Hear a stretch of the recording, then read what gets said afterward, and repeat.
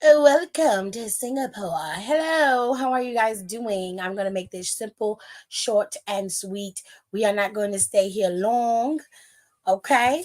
I'm going to say happy hellos and happies, howsies, doozies to all of my peoples in here, okay? So, Janelle, Nika, Aaliyah, Kayla, and Gabriel. Hello. Thank y'all for coming in early. Let's get into it. I promise y'all we're not going to be here long. Monday Night Raw was a simplistic show. Hello, DeAndre. How are you? Okay. It was a simple show. It was straightforward, but it had its moments, okay, where it was just a little bit low key messy. Okay. Hello, Eli. But for the most part, it let us know where we stand. Okay. And let us know where we stand with certain matches and certain people. Okay. So, first things first, the show kicked off with Gunther. Okay. Gunther came out there and basically he was just, ragging on Damian Priest, giving Damian Priest the blues. Okay. Damian Priest was getting tore up by Gunther. He called him everything under the sun. Okay. Rip rap, street rat. I don't buy that. He was going off, honey. Okay. It was not an easy feat. Damian Priest got called out by Gunther, and instead of Damian coming out there to talk shit and match him bar for bar, Damian said, "Fuck all the dumb shit. I'm just gonna whoop your ass." And they started fighting. Now here's the thing: the way I was raised, and the way I understood fighting in the hood was, number one, you never put your head down. Okay, you don't do that. Okay, when you put your head down, you lose the fight. Number one, because you can't see. How you gonna see the opponent if your head is underneath where it's supposed to be at? Okay, you can't be doing all that. You gotta have your head up so you can see. Okay, you gotta have your head up so you can bob and use your weave. Okay, you can't be out here ducking your head down and fighting like a little baby. Windmilling and shit. You can't do that. You got to pick your head up so you can see. Now that was the one mistake, and all I saw was Gunther out there throwing kicks like he was a little kid. I was like, "Oh, you can't really fight.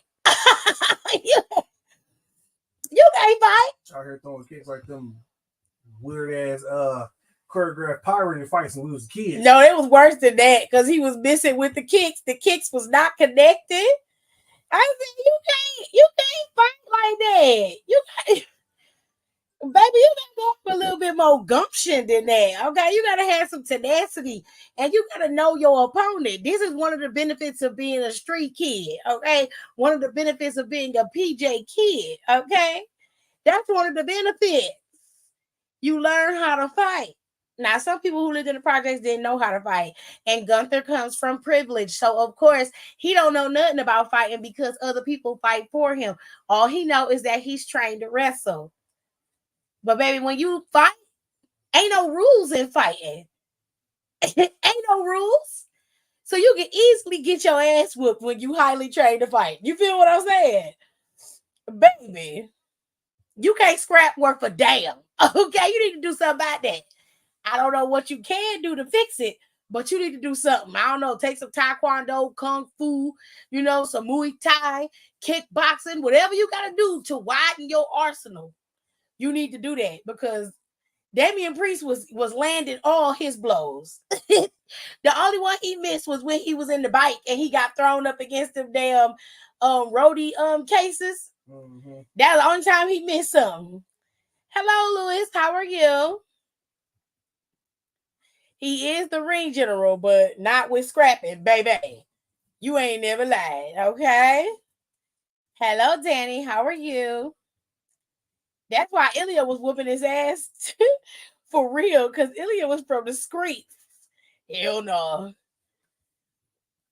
So this led to a brawl that Adam ended up breaking up with all of the security he could find, as well as some of the producers backstage.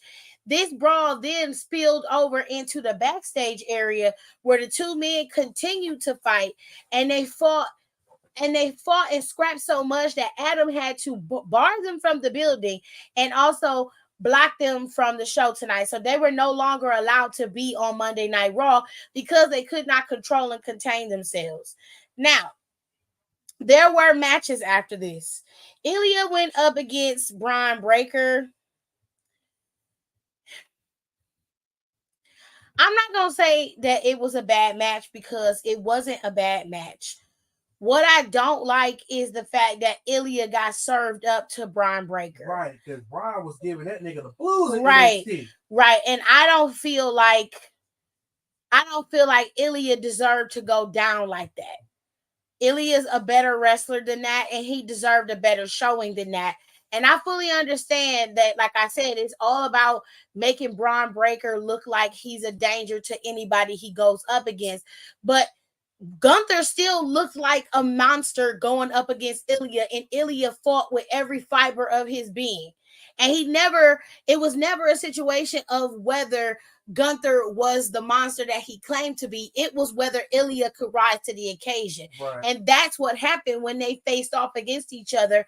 First time, second time, he did rise to the occasion, but they just made it seem like it was so easy for Bron Breakker to beat him. And we all know that that's not true.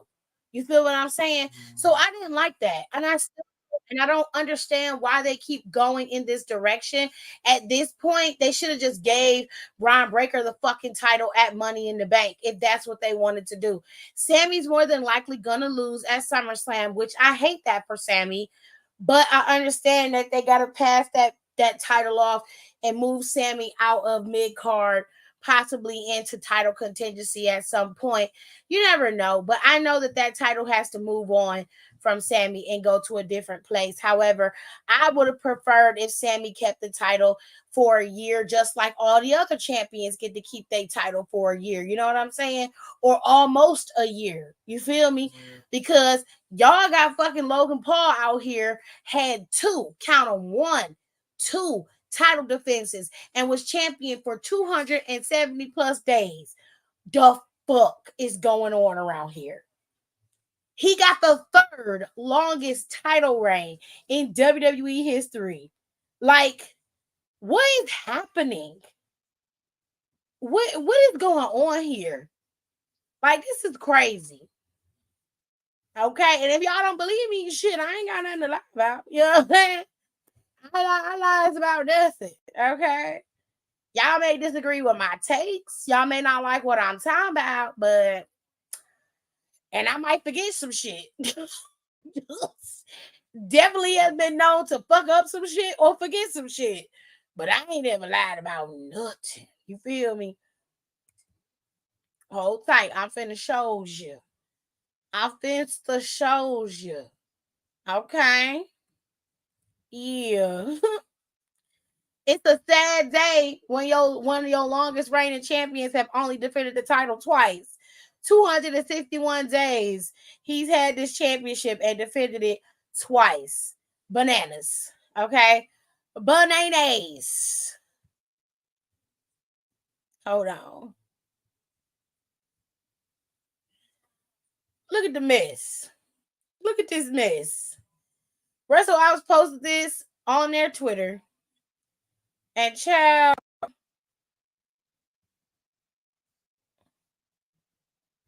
hold tight, y'all. Give me 1 second. Still don't know my words, still stressing perfection. Let you all in my mental, got me looking too desperate. Damn, you ain't deserve.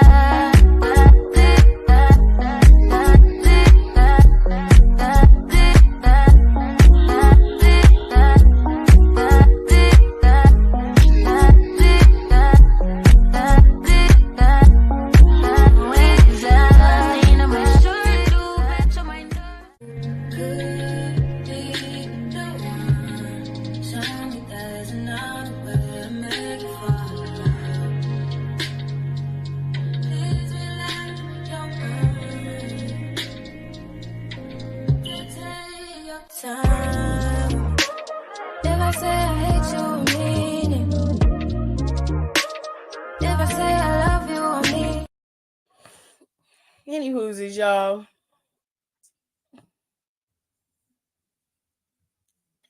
Christopher, why is you putting this shit in my chat? Why? You didn't even have to you didn't even have to say this. You could have let people find that shit out on their own. And from what I understand, Zoe Starks is not a stud. She is not gay. She is straight. She just gives a very masculine aesthetic, but she is straight. Anyway, that is so ignorant. All right. So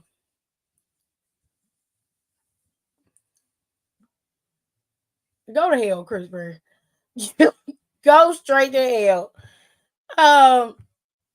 So yeah, Bron Breakker won this match against Ilya. He won it by basically spearing Ilya off the edge of the apron, and Ilya hit his back. And when he fell, he pretty much slumped over, and that was it for Ilya. He was out. And they declared him the winner because Ilya could not continue the match. And the doctors pretty much declared him, unable to compete, which I still say sucks. I feel like a triple threat is more than sufficient for this match. And Bron Breakker truly doesn't deserve another title shot. He shouldn't have gotten an opportunity because he was beaten clean. I don't understand why we have to go through these hoops and hurdles like this when Bron Breakker lost clean. He didn't lose on some fluke bullshit. He lost the match clean. So why are we here again? God, it's so annoying. But y'all do you. Whatever makes you happy, god damn it. Anyway, CM Punk came out there and told everybody that he has been cleared. And he is ready to rip Drew McIntyre's face off. He is pissed off. He wants his bracelet back that had his wife and his dog on there. He wants that back. And he's angry. He's livid. He is obviously losing control. And of course, Adam Pearce is trying to maintain some semblance of control. But that's not necessarily happening here. As of course, Drew makes it seem as though he is in full control of everything. Adam threw a monkey wrench in the plan. You see, Drew thought that it was just going to be a match between he and CM Punk, and he's finally going to get his hands on CM Punk, and now he has the upper hand. He has the control because CM Punk is begging. He's needing a match from him, and he wants to get his hands on him so bad, so he likes the fact that he's in control, but he forgot that there's a risk factor here that he didn't consider, and that risk factor is none other than Seth freaking Rollins, ladies and gentlemen. And then as CM Punk and Drew McIntyre's business has now spilled over into Seth Rollins's business, we are now stuck in a bit of a conundrum. Okay? We got a little bit of a problem, if you will. You see, because CM Punk stuck his nose in business that had nothing to do with him, this has now turned Seth's ire on to CM Punk. And because Drew McIntyre decided to cash in on Seth freaking Rollins during his match with Damian Priest, this has also turned the ire onto Drew McIntyre. You see, the visionary has decided that he was going to be the one to help alleviate a lot of this pressure that these two keep building up in that crock pot. So, Drew was out there cutting his little promo and going off on CM Punk, but, goading him into coming after him, that's when Adam made it very clear that if the two of them touched each other, whoever threw the first punch would be suspended indefinitely and the match would be off. Nobody would be competing at SummerSlam and neither one of them would get what they want. However, he said to ensure that we get the necessary match that we need at SummerSlam, I've made sure that there's another person who's going to be involved in this. A person who has also been affected by both of your bullshit. And that's none other than this man. And that's when we hear Seth freaking Rollins music. And I knew the moment he came out there in that jacket and them boots and them pants, oh, he was on some fuck shit. And he was going to be the special guest referee for their match. And I'd be damned if I wasn't right. See, I have told y'all multiple times, Triple H gives you a telltale often. And I'm going to give y'all a little free game. Okay, when you watch Triple H's WWE, be very careful and make sure you pay attention to everything because he foreshadows a lot. 99% of the time, he is already giving you a precursor into the story or giving you a light as to where he's going to head next. You are never going down that tunnel in complete darkness when you with Triple H. It's just not happening because he can't help himself. Sir, he's not like Shawn Michaels where he like a little bit of surprise. You know what I'm saying? He liked a little, he like a little shake up. Triple H is very much a ducks in a row kind of guy. So with this, I see where this is going. And while I do believe that both of these men will probably end up being affected in this match, there's just no way in hell that Seth is going to count for both of them. And more than likely, another referee is going to have to come down and count to see whoever wins this because Seth is going to get taken out. It's happening. It is happening. If it's not during the match, it's afterwards. And this is going to lead to a match at Bad Blood. And then we'll have another match possibly at in between there at Bash in Berlin, and then we'll have the final finale at Bad Blood, which I think should be a steel cage or a Hell in a Cell match with all three of them. Let them all battle it out in there. But anyways, Seth was announced as the special guest referee by Adam. Adam pretty much made it very clear that this is where they were headed. They had to protect the match. And who better than Seth freaking Rollins? And Seth basically told both of them, y'all have torn this show apart with y'all bullshit. Nobody is paying attention. So he said, somebody got to come in and make sure this shit goes down the way it needs to. And he said, who better than the revolutionary? Who better than the visionary? Who better than me? Okay? And baby, that's how it went down, honey. Okay, that's how it went down. Now, like I said, CM Punk came down there and he cut a little mini promo before he called out Drew because he went to his doctor and the doctor said, no more monkeys. I'm just playing. He said he was clear. I went to the doctor and the doctor said CM Punk is clear, ladies and gentlemen. Okay, he is prepared and he is ready. I like his hair like this, by the way. I wish he would go back to the cut that he had when he first came back. He looked nicer this way. And I do wish he would put a little eye cream on or something, you know, help him with them bikes under his eyes. He got whole suitcases underneath there. I think he would just, you know, fare better if he just, you know, took a little time to take care of himself. You know what I'm saying? Any whoosies. She said Seth came out twirling and we love to see a little peekaboo bike, period. Yeah, he doesn't let anybody come in blind. He never does. Side note, I'm going to work tomorrow morning on my new electric scooter that was in the mail that I finally saved just enough for 2 months. Oh, congratulations. In a game of strategy and deceit, stay popular face-to-face, backstab and betray online. Oh, that's crazy. That's why. Oh, I might watch The Anonymous. This gonna be messy, honey. It's gonna be messy. I'm gonna watch this. I like to be a little mess, child. I like that. It feeds my mind, Jared. It feeds it. Anyways, y'all. The Judgment Day was featured prominently today on Raw as well. The 3 leading storylines, 4 if you count you know, Gable and Wyatt 6. But basically what we got here is the Judgment Day have been, you know, pretty much gotten themselves together with Damian gone and not able to be a part of the show. That left Rhea to be back in her natural position, which is at the forefront of the Judgment Day. And of course, this led to a lot of questioning. Now, as far as we know, Damian is just doing what he has to maintain himself on the top of the mountain. He ain't trying to worry about Judgment Day right now. So Rhea's taking that job over, okay?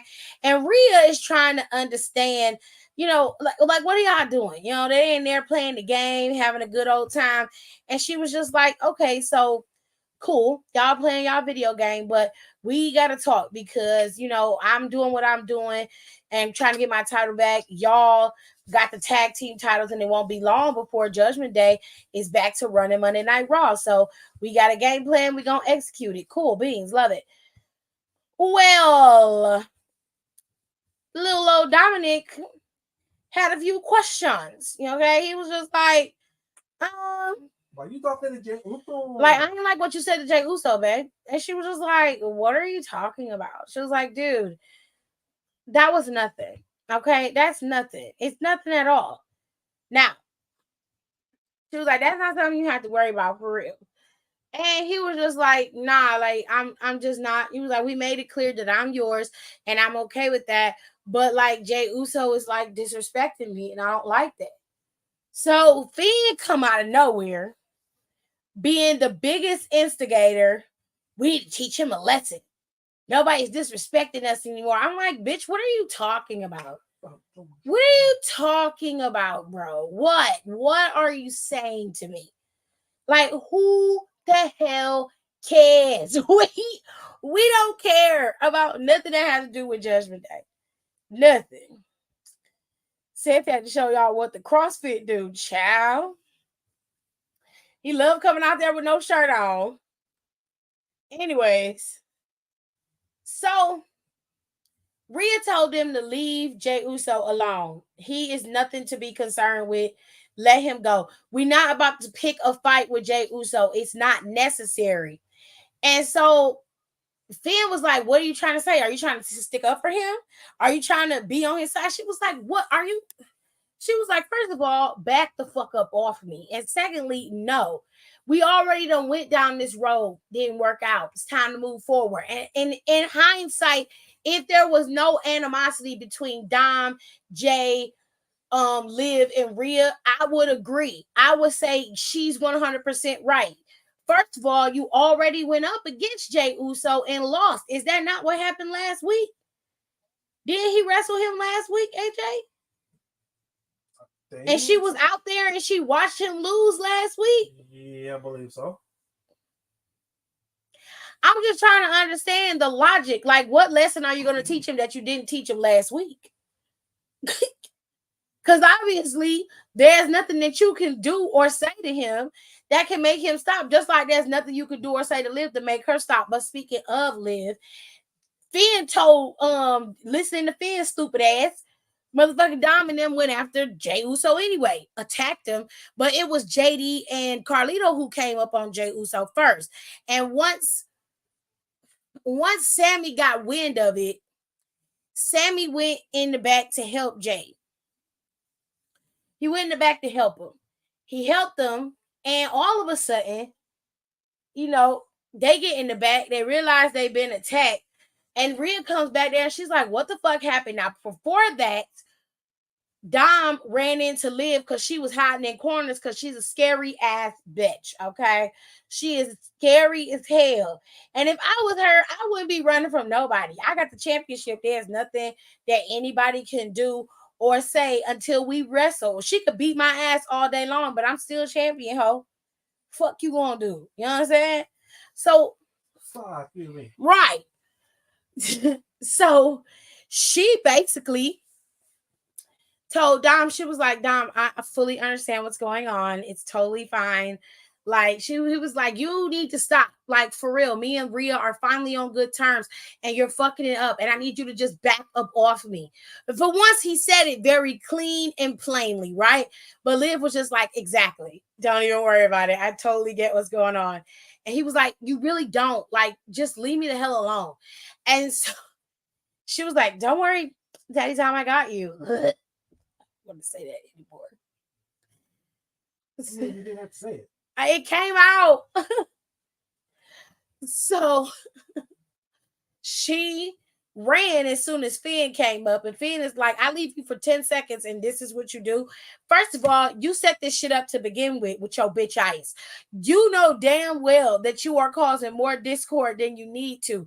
You started this. If Dom was sitting in the back like Rhea told him to do, he wouldn't have ran into her. And if she had came into the clubhouse, that's different. That means that she's invading his personal space. Mm-hmm. He ain't running to her. So this is all on you and Dom for being dumb.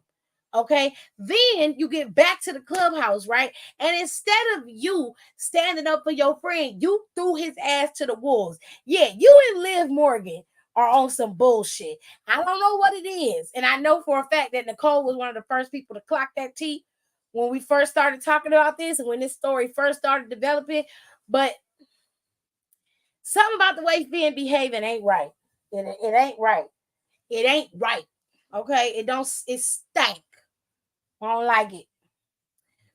Now, once Rhea found out that he had ran into Liv and was talking to her again, oh, she was like, we going to the motherfucking ring, bitch.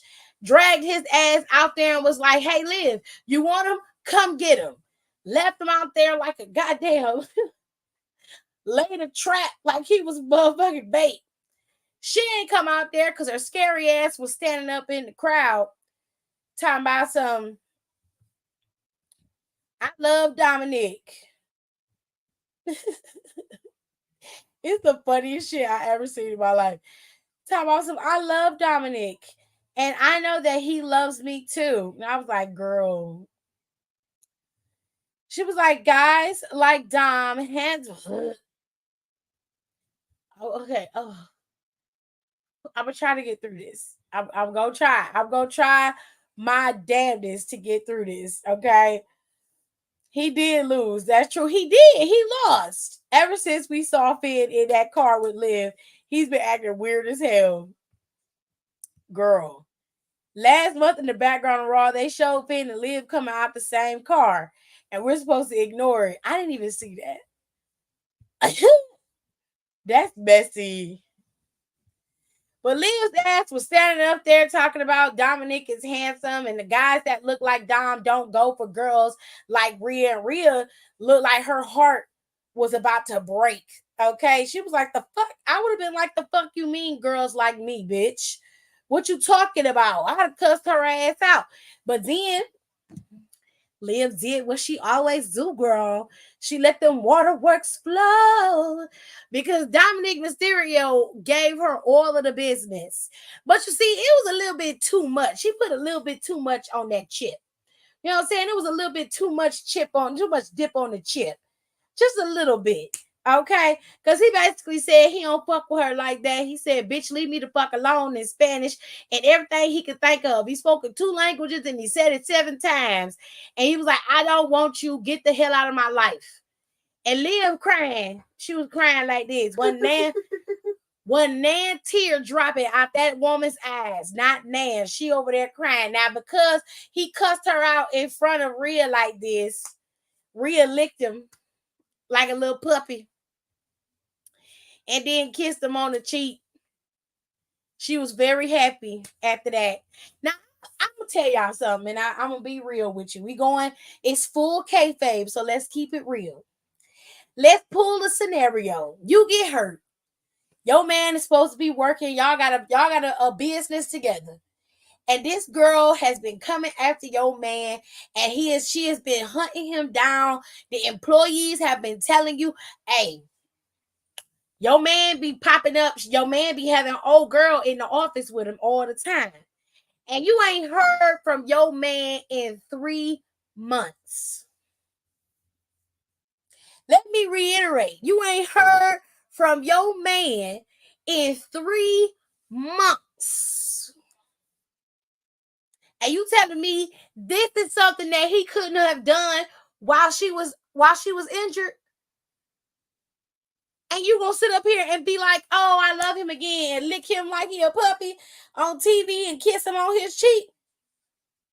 Is y'all gonna do that when your man don't call you, don't text you, don't email you, send a smoke signal, say dog kiss my foot, nothing? He don't say nothing to you for 3 months. Okay? 3 months. No contact. The only contact you had is from Damien because he the only real nigga on the squad. Okay? Now, I just want to know from the people who watch me. And those of you watching in the playback, it's been 3 months and your significant other has not contacted you. They have not called you. You've been injured. You're hurt. And you ain't heard from your people. You finna come out there and be walking around here hugged up on him because he finally cussed this lady out?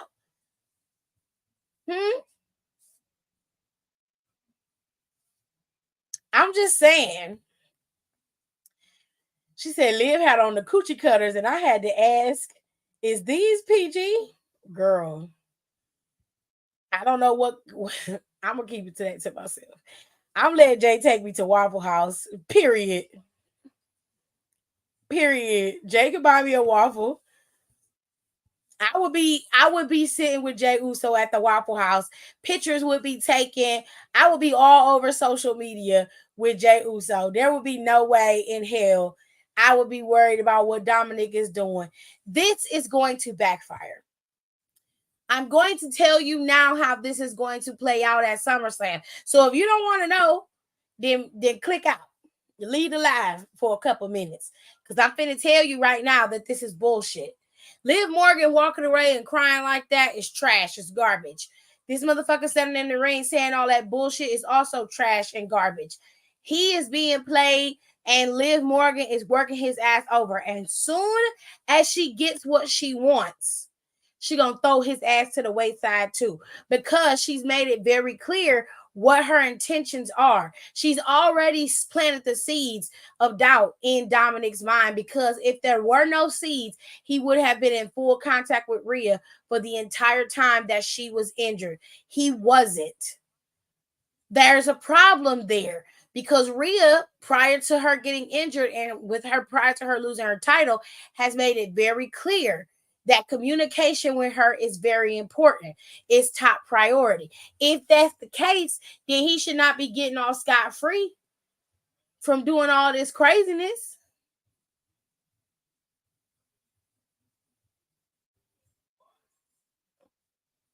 Right? Now, me, personally, I would be watching my back and my front. You feel me? I will be watching everything, because I see that Dominic is going to cost this girl this championship at SummerSlam. Rhea Ripley is not getting that title back at SummerSlam. I'm sorry to tell some of y'all who want Rhea Ripley to be champion again. Some of y'all are begging for her to be having that title again. I'm finna tell you right now, baby, and crush your hopes and dreams. It's not happening. Liv Morgan is retaining that championship, and it's going to be Dominic's fault. Hear me when I say it. It's going to be Dominic Mysterio's fault. Whether it's intentional or accidental is totally up to how they structure the rest of the storyline. But my mind is telling me it's going to be intentional. Think very much like it was in Clash at the Castle when his father and Edge went up against Judgment Day. They beat them, and fucking Dominic turned on his daddy and on Edge right then. Turned on both of them. All because he wanted to be with Rhea. I'm telling y'all. I'm just telling y'all. Okay? I'm just giving y'all the keys. Y'all the ones who got to walk through the door. Okay? I've never been to Waffle House, but if it's Jay Uso, my response would be yee. He'd have a highlight in my IG with a blue heart with us in Waffle House on the road across the country. Rhea is a menace too. I mean, I ain't saying she ain't. I ain't absolving Rhea of her bad behavior, because everybody have their comeuppance. What I'm saying is, right now, the tables have turned. And Rhea is no longer, it's the tortoise to the hare. You see what I'm saying? And while Liv Morgan may be, to some of y'all, you looking at Liv like she doesn't pose a threat, but she definitely does. And she's smarter than people are giving her credit for. I don't put nothing past that bitch. And if I'm telling you that she did all of this to get that championship from her, but she made it very clear what she wanted to do. She wants to take away everything from her. And the only way she could take Dom from her is that she had to start putting the seeds of doubt in his head that he don't need her. And that's what he had been doing. That's why he hadn't contacted her for 3 months. Because for 3 months, he was thriving, right? He was winning matches, right? The only time he really lost a match was when Liv wasn't involved. And when she was involved, he finally beat his father. He ain't never pinned his daddy yet. Okay, he had been going up against his dad for what, the last 4 years? He ain't pinned his dad. He beat him up. But shit, he ain't got a pin on his father. Dirty Dom and Freaky Finn about to fuck everything up. At this point, do it. That's the only way Judgment Day gonna implode anyway. And Finn just want to take over. Finn wants to be at the top. He tired of being a wingman. So I believe wholeheartedly that him and Liv Morgan been in cahoots this whole time. Because you have to ask yourself, how the hell did she get Dominic's vest? How did she get it? How did the room key end up in Finn's hand? Finn had her room key. The room key was left in the room, and Finn kept it, and he slid it in his pocket. It's too many variables and too many scenarios in which Finn is either goading them into doing something, he is egging people on, or he's doing some dirty behind the scenes shit. Okay? And I just cannot in good conscience believe that that man is not plotting on the whole group. He plotting on Damian Priest because he jealous. He mad because Damian has been able to be champion. He beat Seth and Drew, something that he has not been able to do. And Damian has been able to maintain his championship. Whether he has had help from Finn or the rest of the crew or not, that's up to you to decide the validity of his championship. The fact of the matter is, though, he remained champion, and Finn was only able to be universal champion for 1 fucking day. He had to vacate the title. He ain't smelled that title since then. So if he ain't jealous, I'll be fucking shocked. I'll be shocked. And furthermore, it's the only way to get something out of Judgment Day imploding. You need that. You need to have the fight between Finn and Damian that happen next, and have Judgment Day continue to implode from the inside out. Rhea goes back to being on her own, a lone wolf. You put Dom with Liv until Liv decide to dispose of him. And then you let Carlito and JD McDonough do whatever it is that they gonna do. You can leave JD with Finn. You know, they was gonna roll together anyway, and you could let Carlito be Carlito. You see what I'm saying? The question is, when they implode, what happens with JD? Just told you. Let him stay with Finn. He ain't got nothing else to do. And right now, he don't really have a dark character. He can lean on his dark side if that's what he wants to, and be the kind of character that he was in NXT, which I think for the mid card would work for him. But he could still be a part of with Finn, and they could roll together, and Finn could still be one of the top heels in the company, along with bringing JD along with him.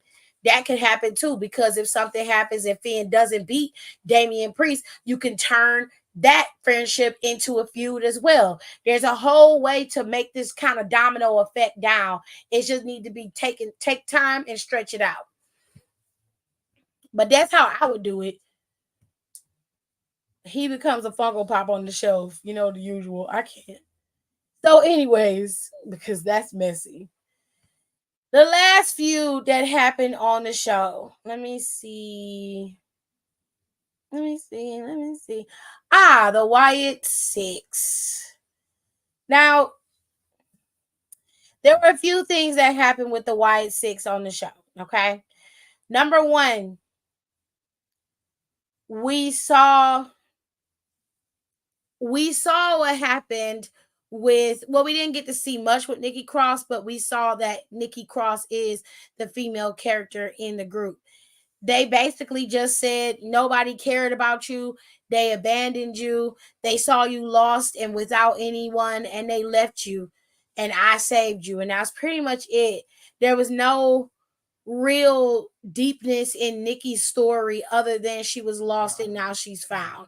It wasn't like with Eric Rowan, which we all understood that Eric lost a lot after losing Brody Lee and then turn around and some years later losing Bray Wyatt. It was hard. It was difficult for him to lose two brothers back to back like that. So that was a really deep but understanding message of who he was in the group. Then you have Nikki Cross's character, who out of all of them really didn't have the same abandonment, but she can make it appear that way.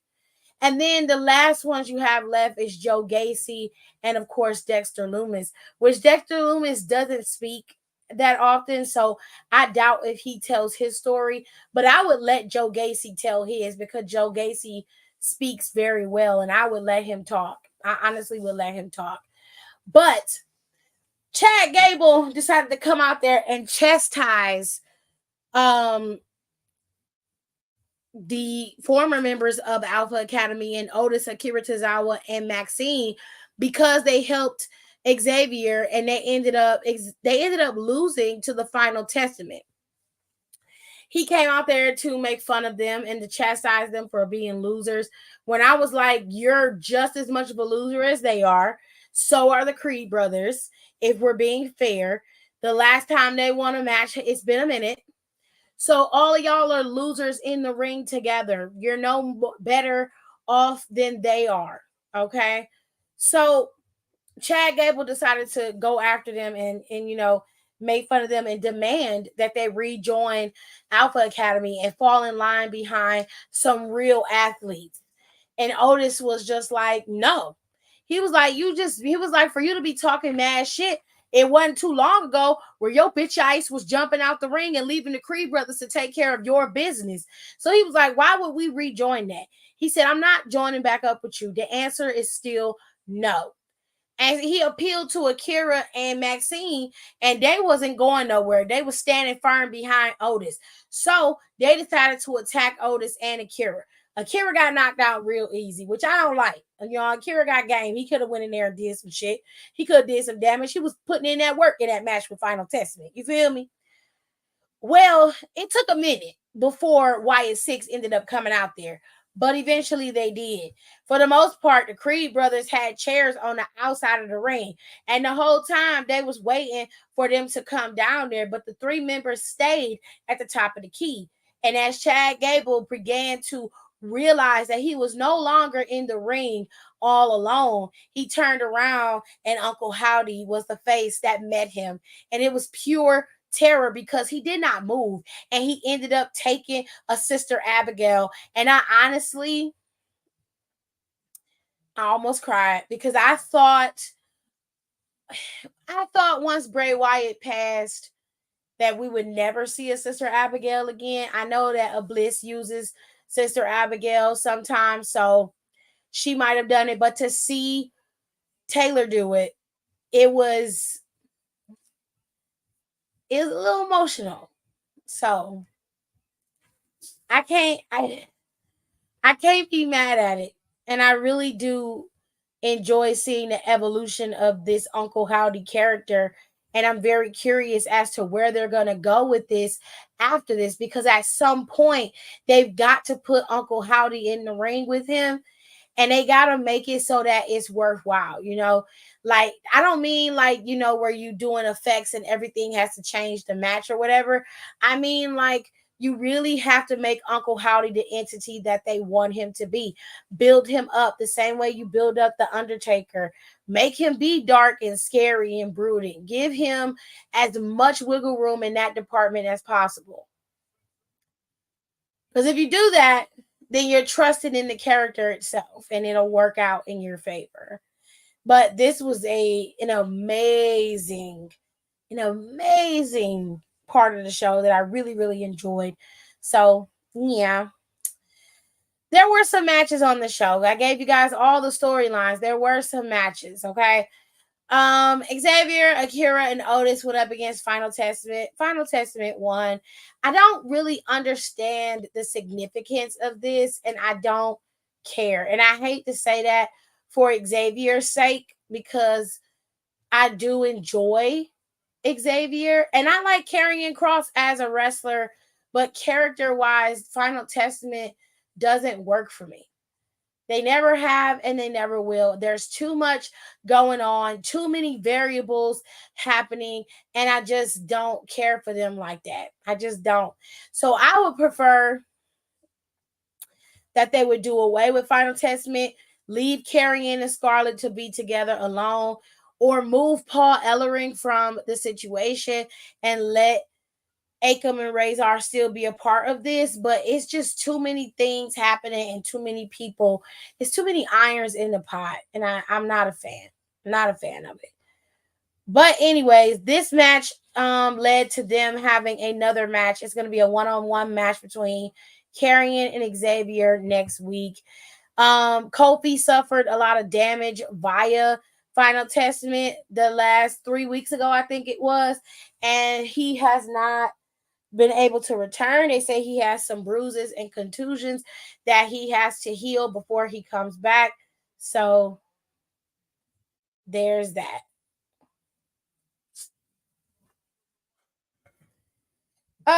They had this match between Lyra and Sonya Deville. It was okay. It wasn't nothing to write home about. Sonya is not one of my favorite wrestlers, and I find that she's dulled down her fighting stance or her fighting style in the ring. I remember when she first got there, she was more of a threat when she first got there. I don't know what it is, but they've dulled her down a lot. I'm not a fan of watching her wrestle, and I'm starting to not be a fan of her on the microphone. I find her to be very one-noted. She don't really have much charisma in terms of her mic skills. And while I like Sonya in terms of her adding variety to the women's division, this whole group that they got going on is fine, but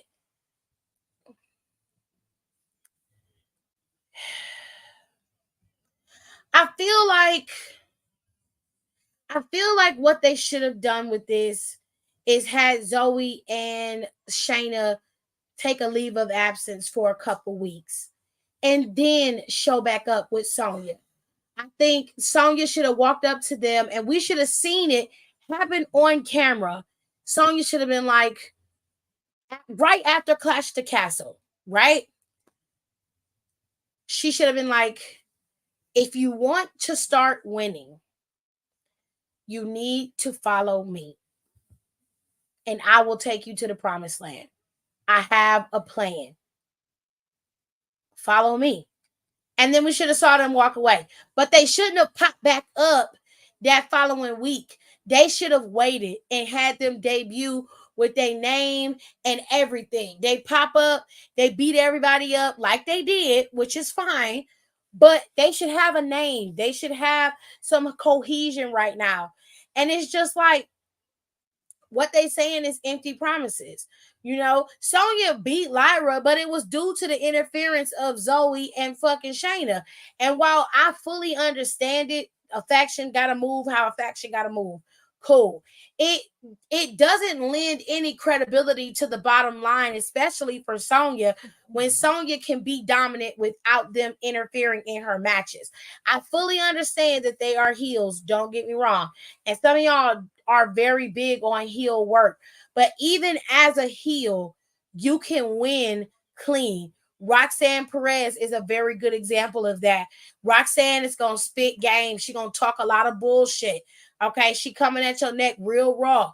But in that ring, there's no denying that she is going to beat you 1, 2, 3. And it's a clean win too. And those are the ones that you really can't do nothing about. Those are the ones that make you sour as hell.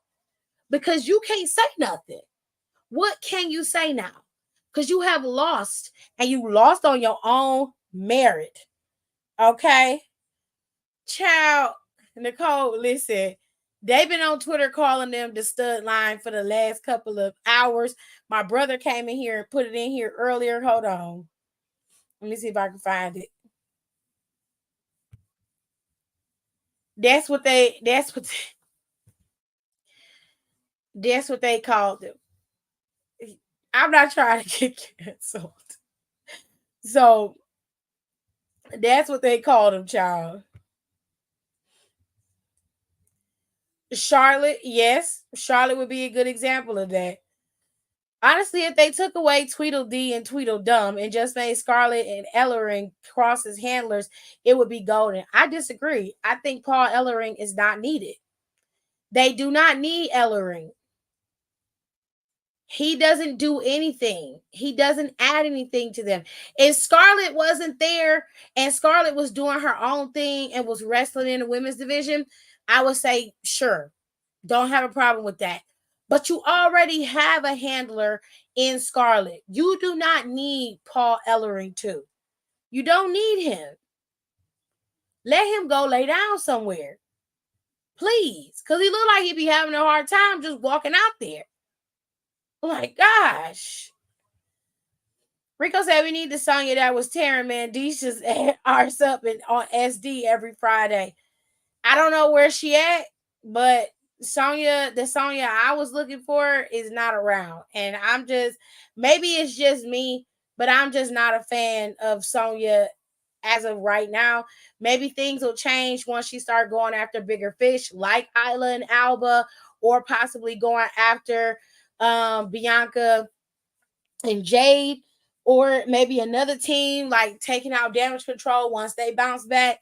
But as of right now, like, she's had 3 times on TV and Zelina Vega has been walking circles around her on that microphone every time. And if you got Alba Fire and Isla Dawn eating your ass up on the microphone and your delivery is dry and boring, girl, you got to reassess. You got to reassess, babe. Because what is happening? I think once the mid-card belts come in, she could be a staple in that scene. She could be a staple in the main title scene too.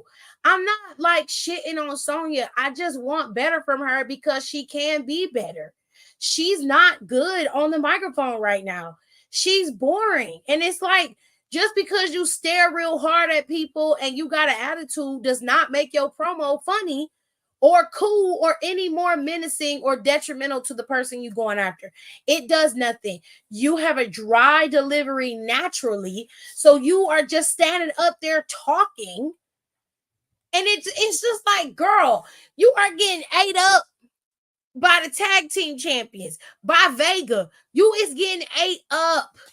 And if you bring that shit to SmackDown, where Jade and Bianca are, they gonna tear your ass alive. No, do better, because I know you can do better. I expect better because you should be better. But I think Hunter just has a bad habit of not cycling people out, because since Mania, it's just been Liv, Becky, and Rhea. But I think heel Sonya has run its course. Whether he has a bad habit of not cycling people out is outside of the box when it comes to Liv and when it comes to Sonya and what she's doing. Because when you get an opportunity, you got to take it. Vega did it. Zelina Vega, I bet you any amount of money, Zelina Vega was supposed to go no further than that one time she had with Liv Morgan. But Zelina Vega take her opportunities and she run with it. I'm not saying that Sonya have to be Vega. I'm saying she have to take those minor opportunities and turn them into big ones. She got to go for it all the way. Don't let nobody clip your wings like this. I don't know what to tell you, but some of y'all going to have to pull a Stone Cold and say, bitch, I'm not doing that. I'm not doing that, and that's the end of that. I'm going to handle this my way. And I think Triple H would give you a little bit more leeway like that if he was like, okay, we'll try what you're doing. Let's see what it's on. Let's see how it hit. But it's not hitting the way people think it is. And I don't know, but everybody calling him the stud line on Twitter, which is cute. I mean, that's funny. It's funny, or whatever the case may be. But at the same time, it's just she's just not hitting the way I think she should. I miss Raw because I was at work. Oh, babes, it's fine. It was a good show, Nicole, and I liked it. I wasn't a fan of a lot of the matches, but the stories were good. The situation with Liv and Rhea and everything. Again, you came in a little later, so you didn't get to hear me. But if you get to watch the clips online or some of the stuff that I post, you get to see it. You are 100% right when it comes to Finn and Liv Morgan. They're in cahoots with each other. And at SummerSlam, I guarantee you I'm at a 87% that Dominic Mysterio is going to turn on Rhea Ripley at SummerSlam. I am almost sure of that. In Monday Night Raw next week is going to be the true test to see if your theory was right. Because the way they have been operating, especially today, 100% backed everything that Nicole was saying. She said, see, I don't like that I be missing the good shit. The good shit was the storylines. I have to say 100%. The matches weren't bad. They weren't bad, but they were kind of irrelevant at this point. You know what I'm saying? But I get what you mean. But I think Sonya came back as doing what she was before she got hurt, but she don't got Chelsea to play off of anymore, and she can't carry Shayna and Zoe. And you know what? Chelsea would have outshined her. Chelsea was outshining her, but when they were together, what Chelsea would do is Chelsea would go small a little bit so that Sonya can kind of give you a little bit without it being too much. Chelsea was the one who played off of her so that it would be a more of a balance, and it wasn't like Chelsea's personality is so massive. It's so big. She could have swallowed Sonya whole, but she doesn't. She let her shine naturally, but she also gave enough of herself to be able to be seen and at the forefront, right? And then you're right that she doesn't have her anymore, but at the same time, Sonya was able to shine on her own multiple times. So no, I'm not going to give her that leeway either. You get your fucking shit together and make this shit work. You got two of the most gifted superstars back there. We're not talking about them personality-wise. We ain't talking about that. We talking about their skill level and talent. And whether you like Zoe or not, which I don't give a fuck about that bitch, but she is a talented wrestler. You got two of the most talented wrestlers back there. If they can't get themselves over, they don't need to be talking. Sonya do. But Sonya got to be able to give it to them right. You can't be giving me no dry ass delivery with no bullshit in the end, because I don't want to hear that shit. I don't. You standing up there and Alba and Isla is laughing in your motherfucking face. And you was like, you don't need to be worrying about Bianca and Jade, because we're the ones who are going to take those titles from you. Bitch, do you know how many times these two hoes have lost title opportunities? Were you not paying attention? Your words are hollow, because all you had to do was go back there and attack them hoes while they was on commentary. That would have been something that would have made sense to me. And then when they laid out on the ground, writhing in pain, that's when you be like, girl, you don't need to be worried about Jade and Bianca. You need to be worried about me. Let's go. And I got my ass up out of there.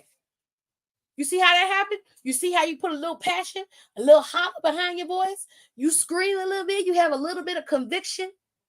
It sounds different than when you just standing there like, you don't need to be worried about Jade and Bianca. You need to worry about us.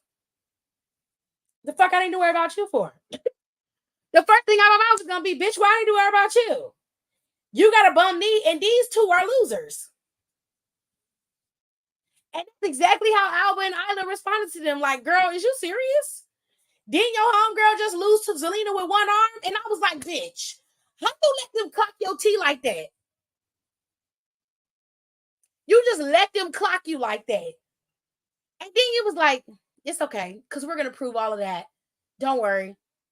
We'll make sure you understand who we are. Like, girl, the fuck? No, we understand who you are. One-legged pirate Sonya and two of the bum bitches. What do you want? Like, what do you want me to say?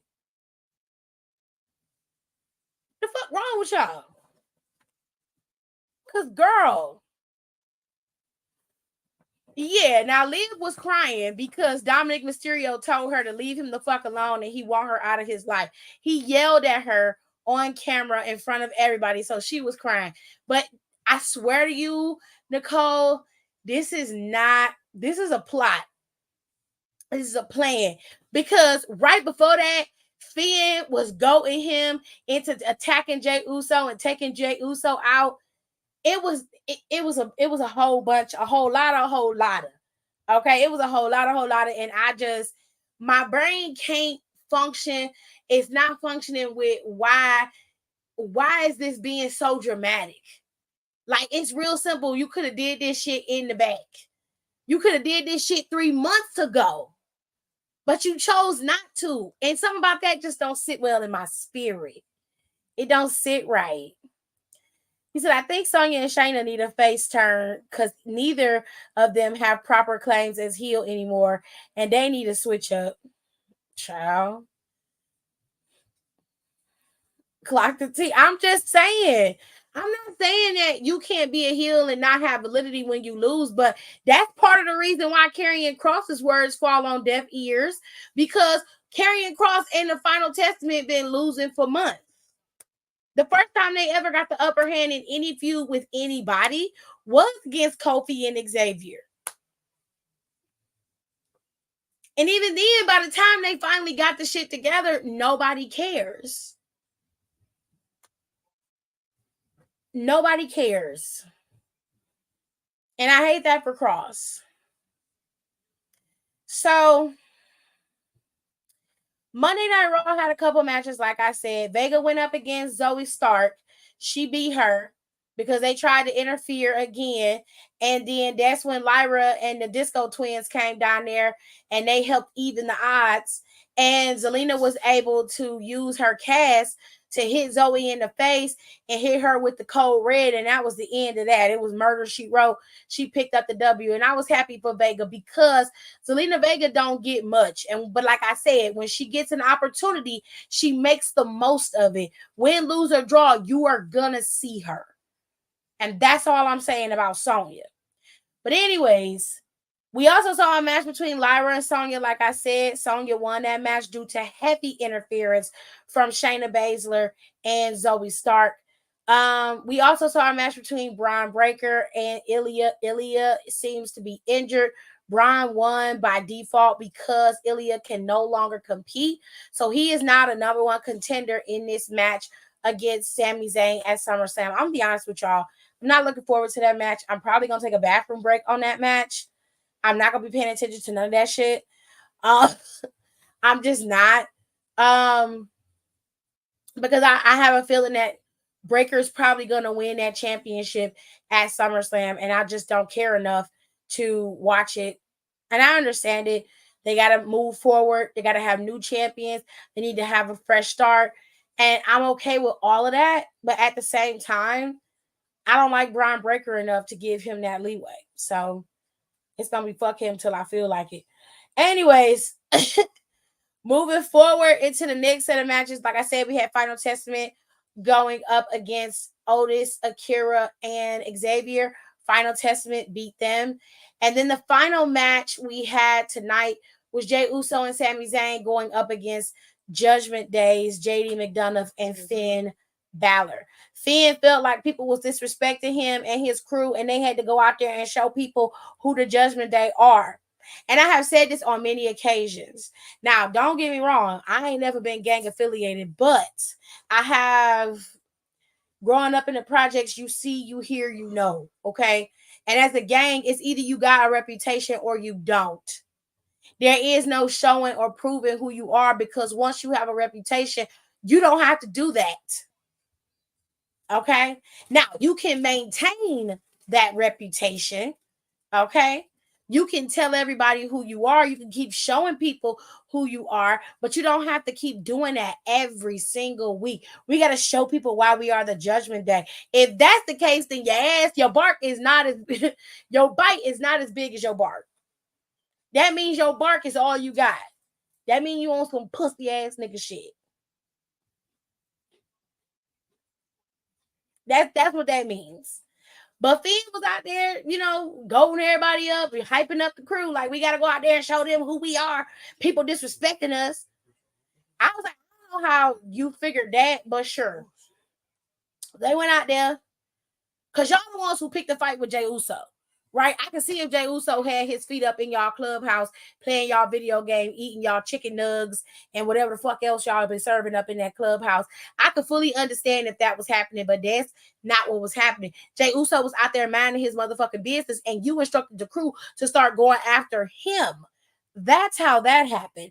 And then when Sami jumped in to help his fam out, you got in your feelings and was like, Sami Zayn is in our business and he need to get out. And Rhea told y'all to leave him alone. She was like, you went after Jey Uso and started some shit. And now Sami's involved. She was like, what the fuck are y'all doing? And I was like, baby girl, this is a new Judgment Day. They're not listening to you. Finn gonna take over. You're gonna be gone because you're not gonna want to be around Dom. Dom's gonna be gone because he's gonna be stuck underneath Liv's teeth only for as long as she want him to be there. And then Damian gonna be out because Finn gonna make sure he get out. I'm telling you, Judgment Day gonna implode, and it's gonna be because of Finn. It's gonna be because of him. I can see it now. Okay. Yes, it's gonna be a bathroom break, honey, because I can't do it. But anyways, y'all. So at the end of the night, it was a tag team matchup between JD, Finn, and Sami and Jey Uso. Jey Uso and Sami ended up winning the match despite the interference from Carlito and from Dominic Mysterio. All right. Now, they got to stand tall, but of course, Brian Breaker's petty ass ended up hitting Sami with another spear at the end of the show. Jey Uso turned around and saw Sami had got hit, and Brian Breaker's bitch ass ran out the ring. And that's how Monday Night Raw went off. For the most part, it was a solid show. But again, like I said, it was meant to continue to set up everything they need to set up leading into SummerSlam. SummerSlam is next week. Okay? It's next week. We got 1 week until SummerSlam, y'all. And these matches still needed to be solidified. Okay? This match was done last Friday, right? This match had been solidified since a few weeks ago, but there were a few other matches that had to be solidified, and that was one of them, okay? Including this one, and of course, these three men being in this match together. What's wrong, Mama? Thank you. Those only two I saw downstairs. It was only two. Night, Mom. Night. These three men being in this match together, that obviously is a big, big thing. So, y'all, SummerSlam is shaping up. Now, the Wyatt Six don't seem to be involved in this, and they also continued the fight between Chad Gable and the Wyatt Six as well. So that is probably going to continue out to Monday Night Raw, and hopefully we'll see them battle it out maybe at Bash in Berlin or at Bad Blood, or maybe we'll get a little snippet of the Wyatt Six at SummerSlam. I'm hoping that we do. Maybe Chad Gable will hijack the show and then come out there and take him out, okay? She said, I'm stealing a poster from the stadium. Again. Now, there was a few announcements that were made on Monday Night Raw in regards to SummerSlam. Jelly Roll is going to perform at SummerSlam, and I know a lot of y'all are excited about that. I like Jelly Roll, and I like country music, so that is a cool thing for me to see Jelly Roll performing at SummerSlam. I don't know who's going to do the national anthem or any of that stuff, but I do know that Jelly Roll is going to have a set. He is actually going to perform, and it's going to be a fun time. So if you've never heard Jelly Roll's music, I suggest that within the next week, you get yourself acquainted, loves. All right? It's going to be a fun time. Now, I will give you guys a quick rundown of SummerSlam, and then I'm going to be out, y'all, here. You finna get in the shower? Okey-dokey. So SummerSlam is next Saturday, August 3rd. It is going to start at 7, I believe. We got Sami Zayn facing off against Bron Breakker. All right. We also have LA Knight facing off against Logan Paul. Okay. And non-title bout, we have Drew McIntyre facing off against CM Punk, and Seth freaking Rollins is going to be the special guest referee. Now, this coming Monday, he's going to give them his referee instructions on Monday, and the two men have to abide by these instructions, or again, the match will be forfeited. It's a lot going on and a lot riding on this match. I see a lot happening. There's many ways that this match could end up, but I guess we'll have to wait and see how it all plays out.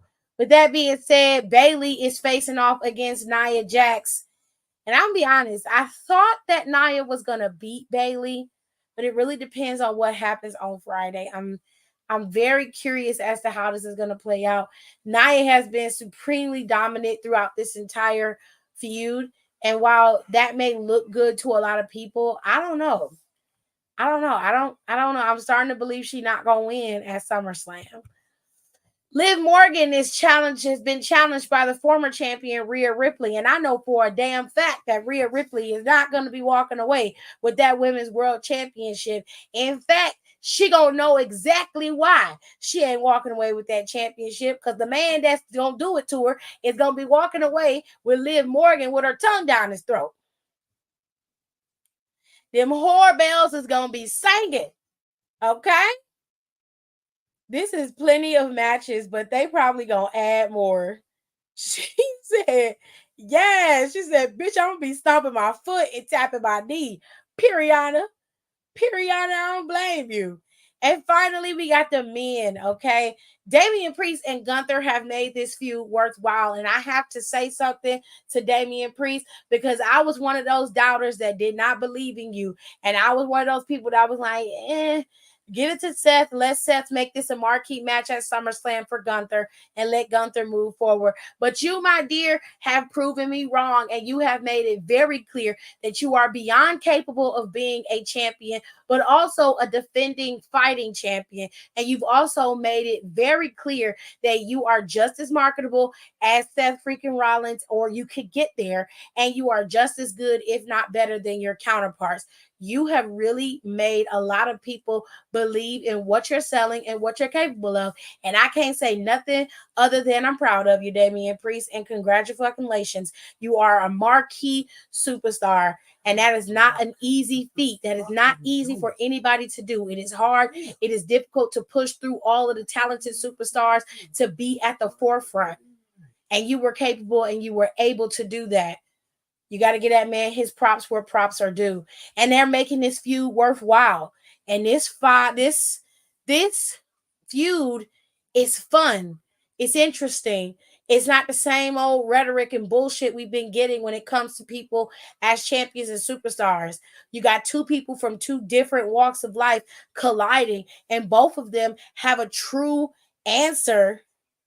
They have a true answer and a true stake at that title. Gunther rightfully deserves the title. He's been a dominant intercontinental champion. Nobody has been able to do what he's been able to do with that championship, and he has a right to claim this championship, seeing as how he won the King of the Ring. But Damian Priest also won the title at WrestleMania, and he has also made it very clear that he's just not going to roll over for Gunther just because he's former dominant champion and he's a dominant former NXT UK champion. That doesn't matter to him. He said Gunther don't have no heart, and he's going to show him why he lost at WrestleMania and why this is history is going to repeat itself at SummerSlam. And I'm just gonna say, I'm hoping that it work out for you, Damian, because I'm actually enjoying you being champion. While your championship title matches have not been the greatest, I can honestly say that your feuds have been fun to watch and they have been interested. And it's not just because of your opponents. It is definitely because of you. So kudos to you for rising to the occasion. Now, Nicole said, she said, I high key want Nia to win. I don't think she will win. I don't think she's gonna win, and I think it's gonna be Tiffany's fault. That's what I think. Gonna go ding dong, ding dong. I don't know if it's gonna be 100% Tiffany's fault, if she's gonna make it look like she gonna cash in, or if she swoop in and steal it. I'm not sure. But I something is telling me Nia not gonna win. And even when Nia do win, she not gonna have it long, which I mean, for the sake of Nia's comeback and the way she's been going, that kind of sucks. But storyline wise, I'ma laugh. Not gonna lie. Nicole said you still losing that day, Damien. But you doing a good job, sis. She's funny. Bailey taking the dub. You think so?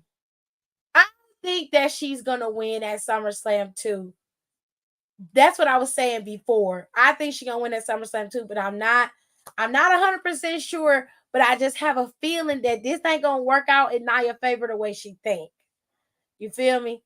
And then finally, the last match that is supposed to set to compete for the WWE Championship is Solo with his broken nose and the WWE Champion Cody Rhodes. So Cody Rhodes has been dealing with the new version of the Bloodline, and this time they're even more dangerous and violent than the last faction of the Bloodline he dealt with. In fact, Solo has no regard for human life whatsoever, and he simultaneously has taken out anybody who has sided with Cody and attempted to help him. And everybody has pretty much left Cody to the wolves. And it's Cody versus the world.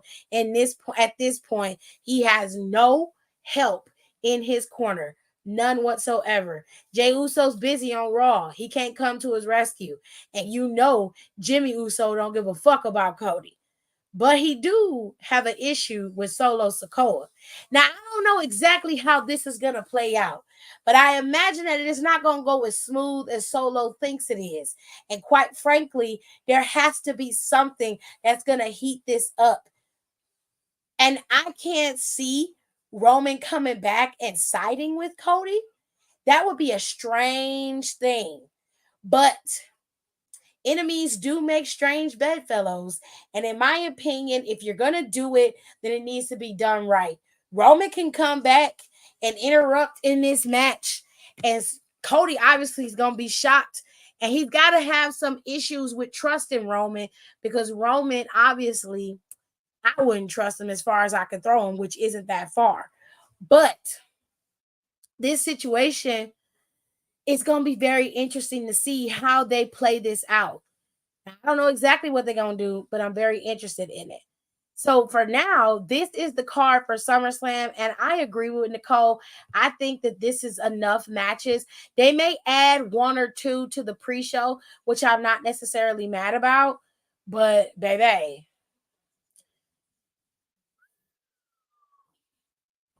She was like, I don't think she win it either, and I don't like it. I'm telling you, it's something don't feel right when it comes to Nia and Bailey, and I feel like she gonna lose, babe. I do. Maybe Tiff might cash in for real. I'm gonna be honest with you, I'm gonna hate that. If she cash in and win, I'm going to hate every minute of it. I'm gonna hate it. Oh, that shit broken for real, right? Right? His nose is tore up, honey. Solo in his outfit. That child love him a good black and some red socks and black shoes. Just tacky, child. If you're gonna wear red and black, you do not have to wear red socks with black shoes. That draws all the attention to your feet, my guy. You wear black shoes, black socks. Okay? Hear me when I say this. Black shoes, black socks. Okay? Okay. Stop playing with us. It's still so crazy that the men's and women's briefcases turned out the way they did. Oh, please don't get me started, Rico, because I'm so upset about the men's briefcase. They could have had Andrade walking around with that briefcase, gave it to Carmelo. Carmelo could have been wreaking havoc right now, honey. Ugh. I'm rooting for Damien. And that Cody versus Solo match is going to be messy. I can't see it being no other way. I can see Roman helping Cody and then immediately spears him. But see, that would defeat the purpose of the whole thing. To me, if he immediately spears him, that would That would kill the vibe. Like, Roman gotta switch sides. He can't be a heel right now. I know a lot of people want him to come back and be a heel, but you're gonna overload us. It's gonna be too much. It's too much. And you have not given Cody nothing stronger than the bloodline to make him a super, like a John Cena style faith character. He doesn't have that yet. So making Roman come back and be a heel, you're gonna kill him. You're gonna kill Cody before he can even get out the box. And people are already calling for him to lose the title, which is wild as fuck to me. Tiff needs a failed cash in. I agree. We need a women's failed cash in. I agree. So much potential. And Hunter picked the most boring options for the story.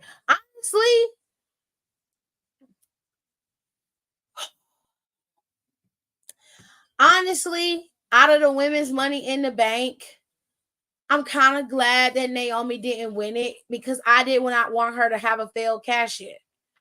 I wanted her to be able to cash in and win. So I'm glad Naomi didn't win it. And I feel like this briefcase is going to be a failed cash in. So I'm so mad, because Melo would have been unbearable. And I hate that for all of us. I agree. That's why I'm saying, like, they could have gave it to Melo, and Melo, that head would have blew up. Okay. He would have been worse than Austin Theory. But it would have been funny to watch.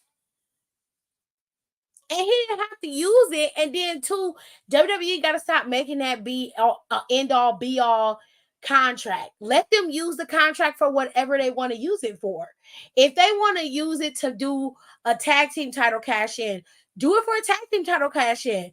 If they want to use it for a mid-card title, do it for a mid-card title. Whatever works. But stop making it be an end all be all for the main championships. It doesn't have to be that way. You know what I'm saying? You could change the landscape of WWE, but you don't have to change the champions to do that. I'm just saying. We have to remember that there is a Rock versus Cody match somewhere in the future. That's what I'm saying. Like, having Roman turn on Cody and having that situation happen is just too much. It's too much. IDK, I just found that I'm not excited for a lot of the main stories aside from Damian and Gunther. I am very excited for Liv and Rhea, because I can't wait to see the look on Rhea's face when Dominic turned on her. I am excited for the main storyline of Cody and Solo, because I want to see where this is going to go in terms of how they're going to work this so that it can continue forward and they can pull Solo off of Cody. And then what are they going to do with Cody? I'm very curious as to how that's all going to play out. I'm very curious. I'm also excited for the storyline between Seth, Drew, and CM Punk. A lot of people saying that it's too much going on. I disagree.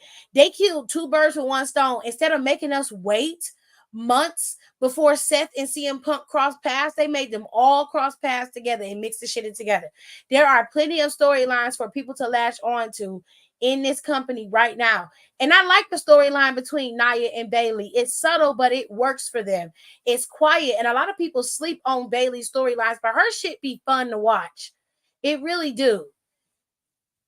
And I like the storylines that they had with the men's titles, with the mid-card titles, when it comes to LA Knight and Logan Paul. It was spaced out for a lot of reasons, but it works in terms of them. I'm not a fan of Paul's promo cutting, but it don't matter, because LA Knight be eating his ass up. And I really like the title scene with Sammy, but I'm not a fan of Bron Breakker. So I'm okay with how everything is working out. Each feud has its own piece. And if you can't get into it, it's fine. Not everything is going to be for you. And that's just something a lot of us are going to have to accept. But for the most part, they've done a good job at flushing out each feud appropriately, especially for the ones that they could flush out. Like Logan Paul is never there. So there's only so much that they can do, right? But when it comes to Sammy, Sammy's been featured on TV every single week. He's been seen every single week. All right. But it is a lot going on, and it is messy. It's convoluted. And I like that. I'm happy about that.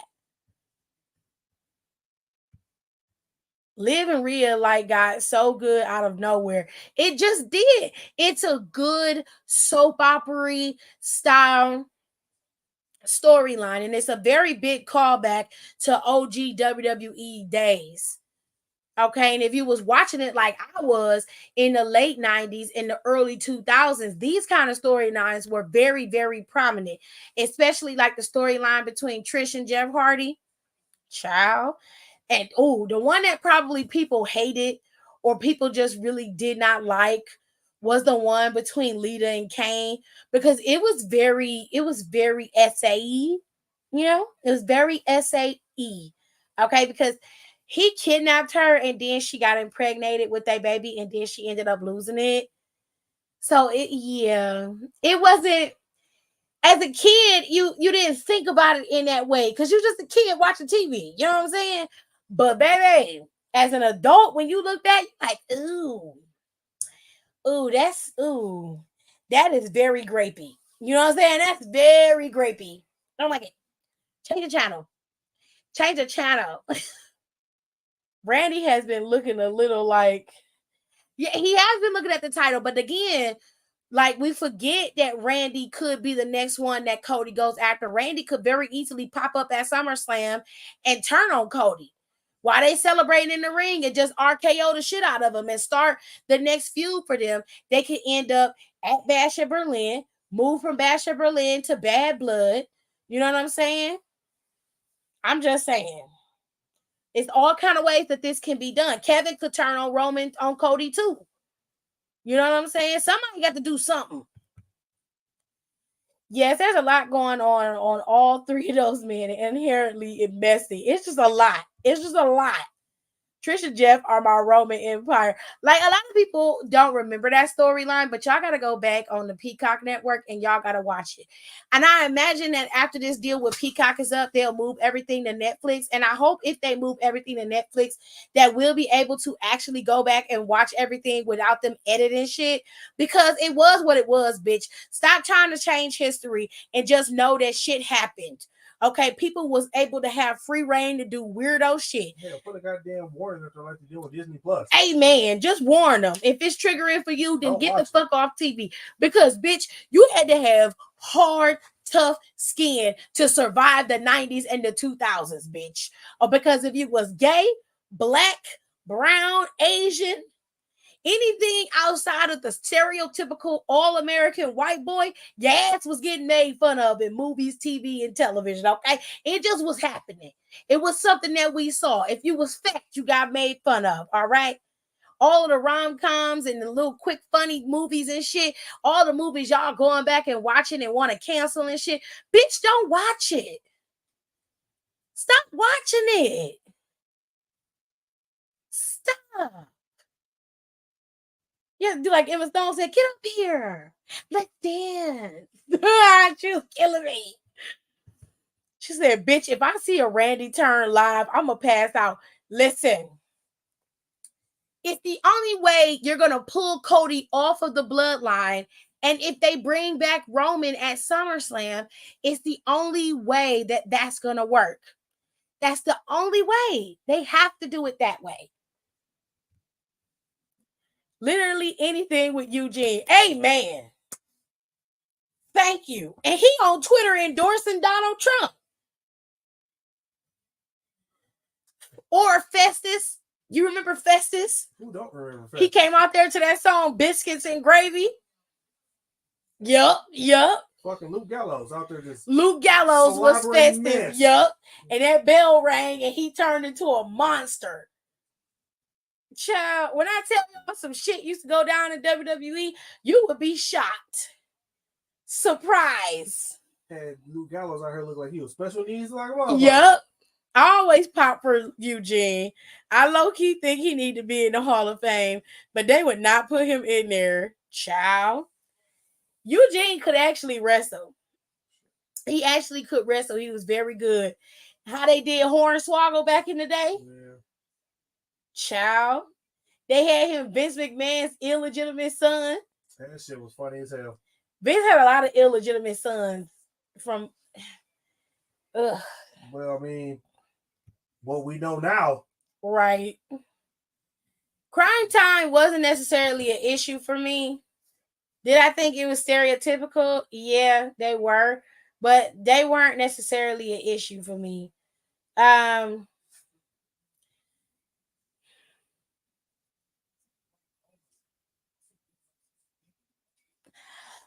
just want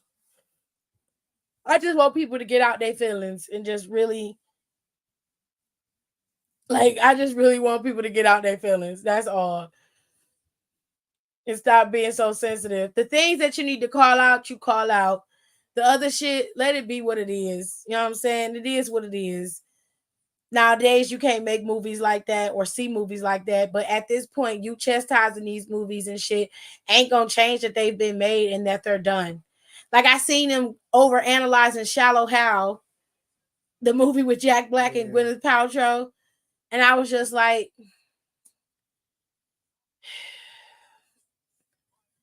it's not meant for everyone. And if you don't like it, you don't have to watch it. That's my thing. Like when I see a movie where I feel like fat people are just being targeted 100%, I completely check out. I'm cool. You know, I ain't telling you can't make it because it's obviously a market for somebody. It just ain't me. The same thing happens in wrestling and every other form of media. You feel me? But with all that being said, I'll save that conversation for Wednesday. I will be back tomorrow and we will talk about NXT.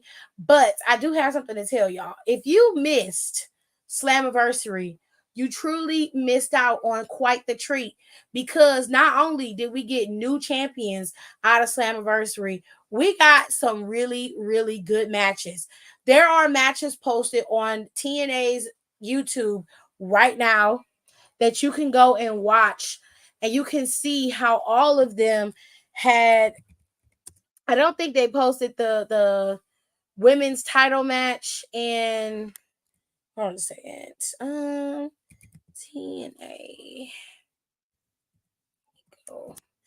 I don't think they posted the women's match. I don't think they posted the men's title match. I think they posted snippets of it. But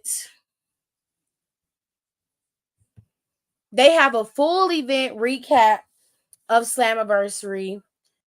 But there is also full matches up here. So they have the full match of the pre-show with Tasha Steelz, Fabi Apache, Giselle Shaw, and Zaya Brookside. They have the match with Kushida going up against Rich Swann, Masha Slamovich and Alicia Edwards retaining their championships against Spitfire. Eric Young went up against Hammerstone at Slammiversary. They had that. They have former WWE referee Earl Hebner returned and refereed the match, I believe, between Mike Bailey and Mustafa Ali. The No Quarter Catch crew had a match with the Rascals at Slammiversary. You had the Knockouts Championship at Slammiversary and the 6-way championship match at Slammiversary. They have clips and everything is up on their YouTube page right now. You guys should really go and watch that stuff because you can watch some of the full matches and everything, okay? Equal opportunity punt kicks, power bombing, old ladies. Oh, child, it's a mess. Y'all remember when Mark Henry and Mae Young had a baby? That's the kind of shit. That fucking hand. She gave birth to a hand. And it was gross. I'm like, where does that biologically make sense? They was just writing anything. They was just throwing shit at the wall and making sure it stuck. So they had a lot going on in TNA, and you really, really should go over to their YouTube and watch it and give the girls a chance, give the guys a chance. You'll see some really cool things. And again, there were some title changes, but I want you to go see the stuff. Now, I know you can't see the main matches or whatever, but you do get to see Josh Alexander turning heel and low blowing Joe Hendry to take him out. You also get to see Jordan Grace beat Ash by elegance and take her out. You get to see Nick Nemeth become the TNA World Champion, which you gotta love that, okay? Because Moose ain't champion no more. Praise God, okay? With all that being said, go over there to their YouTube channel and check out Slammiversary. It is well worth the watch. And I will see you guys tomorrow after we talk about NXT. Now, if I don't go live tomorrow with NXT, I'll more than likely go live on Wednesday and we'll talk about NXT. We'll go over predictions for, I might do predictions next week for SummerSlam, just so I don't keep overloading y'all with a bunch of shit. And I will see y'all tomorrow. Bye. Maybe I might see